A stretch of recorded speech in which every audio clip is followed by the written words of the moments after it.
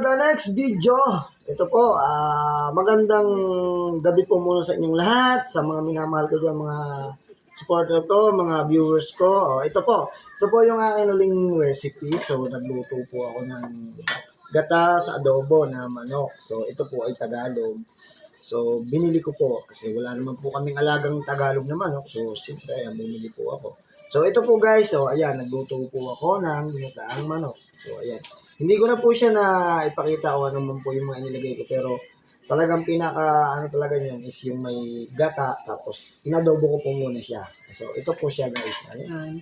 Ayan po ang ano niya. Ayan po yung pagluluto niya. Ayan guys. So, ayan guys. Ayan. Sarap niyan guys. Wait na lang po. Konting igay na lang. Para naman po medyo talagang mas lumasa yung mga ricado ko pong inilagay. So, ito po guys. Para makita nyo ng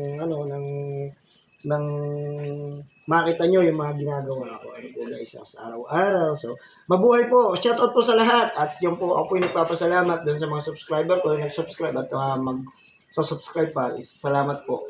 Talaga po yung tulungan po natin yung pungangkawang gawa sa po yung di kita natin, yung tamsak natin mega shoutout po sa inyong lahat talaga.